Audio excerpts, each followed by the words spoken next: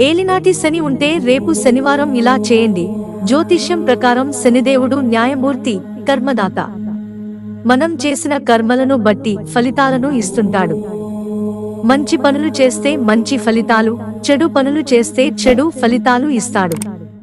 కొన్ని పనులు చేయడం ద్వారా శనిదేవుడి అనుగ్రహం పొందొచ్చని జ్యోతిష్యులు చెబుతున్నారు. అలాగే శనిదేవుడి సంచారాన్ని కూడా జ్యోతిష్య పండితులు ప్రత్యేకంగా భావిస్తారు. శనివారం పేదలకు దానం చేయండి. ఏలినాటి శనితో బాధపడేవారు ప్రతి శనివారం శని దేవుడిని పూజించాలి. నూనె, నువ్వులు, నల్లటి వస్త్రాలను శనిదేవుడికి సమర్పించుకోవాలి. నవగ్రహ శాంతికి, శనిదోష నివారణకు పూజలు చేయించుకోవాలి. శనివారం నాడు హనుమాన్ జయంతి వస్తే ఆ రోజు హనుమంతుడిని పూజిస్తే చాలా మంచిది.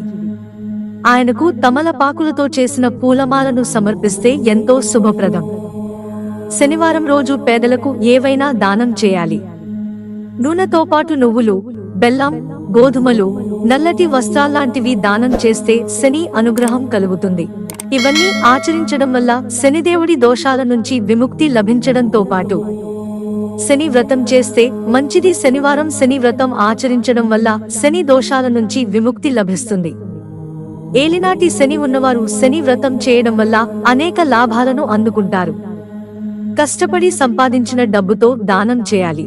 ప్రతి శనివారం, మంగళవారం హనుమాన్ చాలీసాను పారాయణం చేయడం వల్ల చెడు ప్రభావాల నుంచి దూరంగా ఉంటారు. అలాగే సుందరకాండను చదివితే ఎంతో మంచిది. చదివిన తర్వాత ఆంజనేయుణ్ణి ఆరాధించడం మాత్రం మరిచిపోకూడదు.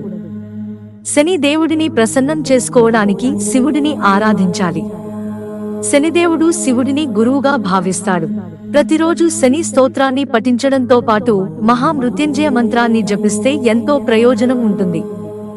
ఏ పని తలపెట్టినా అవరోధాలు లేకుండా విజయవంతంగా పని పూర్తవుతుంది. మిత్రులారా, ఛానల్ సబ్స్క్రైబ్ చేసుకోవడం మర్చిపోకండి. ధన్యవాదాలు.